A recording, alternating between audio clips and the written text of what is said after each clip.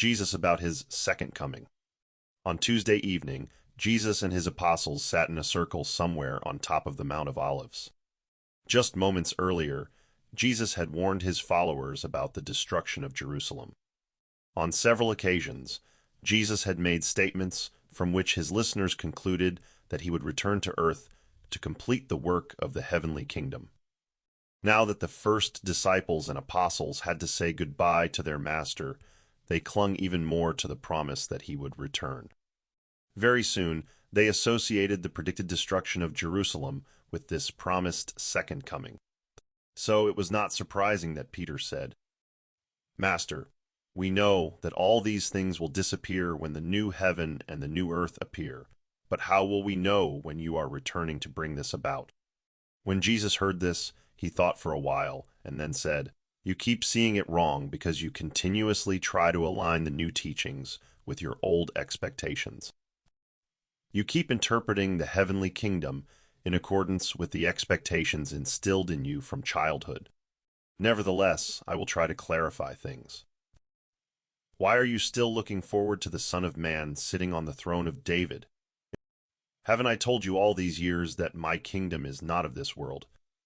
All existing power structures will end sooner or later, but the message of the heavenly kingdom will be a new beginning for all people on earth.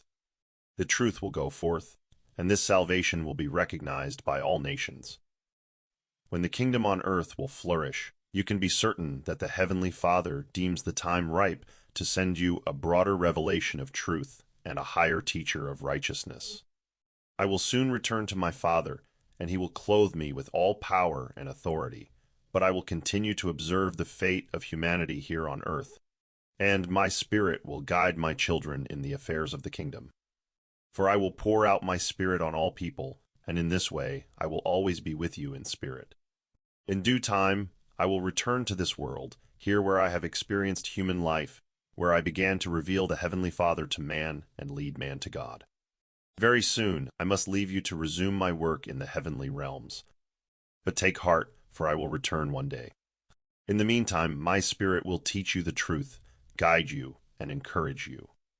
You see me now in the physical body of a man, but when I return, it will be in spirit. And in that spiritual consciousness, all power will be given to me. The eye of man now beholds the Son of Man in a physical world, but only the eye of the Spirit will be able to behold the Son of Man when he will be glorified by the Father. Then the Son of Man will appear in his own name. But the times of the reappearance of the Son of Man are known only by the Father. Even the angels of heaven do not know when this will happen. However, you must understand that when this gospel of the kingdom has been preached to the whole world, and when it has become salvation for all nations, and when the fullness of the age has come, the Father will likely give humanity someone else to usher in a new age. But if no new teacher comes, then the Son of Man will return to judge this age. Regarding the destruction of Jerusalem, the current generation will still be alive before my words are fulfilled. But concerning the times of the return of the Son of Man, no one, neither in heaven nor on earth, should presume to make a statement. But you should be wise about the maturation of this age. Be alert so that you recognize the signs of the times. When the buds of the fig tree start to sprout, you know that summer is near. Likewise, you should know that when the world has gone through the long winter of materialistic mindset, a spiritual spring will dawn, after which the summer of a new revelation will soon approach. But what good is this knowledge to you? When a man dies, he passes through the gate of death, and on the other side of that gate, he immediately enters the presence of judgment. There, he will face a spiritual reality where his spirit will continue to experience, as outlined in the eternal plan of the infinite Father. What the generation that lives at the end of the material age must face as a literal fact, every person must now face on an individual level as a personal experience. When he reaches the end of his natural life, he will confront the conditions and requirements set to receive the next revelation in the eternal progression, to draw closer to the Heavenly Father. Of all the speeches Jesus gave to his apostles, none was as confusing to them as this one. They understood little to nothing of the prediction about the destruction of Jerusalem or about his own second coming. As a result, there are few parallels between this revelation and the accounts found in your holy books, partly because they were written down much later from memory. Consequently, when the records did not mention much of what was really said that Tuesday evening, many different traditions arose. Early in the 2nd century, a Jewish apocalyptic text about the Messiah, written by a certain Celta who was associated with the court of Emperor Caligula, is later entirely incorporated and ended up in the Gospel of Matthew.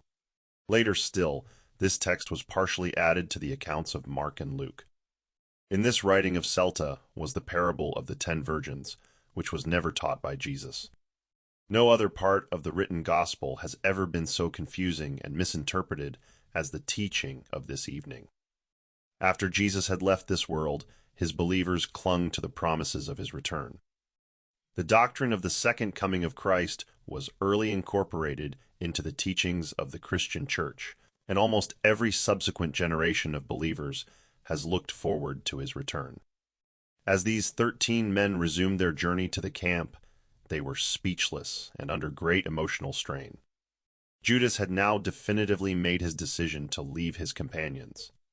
It was already late when David Zebedee, John Mark, and some of the leading disciples welcomed Jesus and the 12 to the new camp, but the apostles did not want to sleep. They wanted to hear more about the destruction of Jerusalem, the departure of the Master, and the end of the world.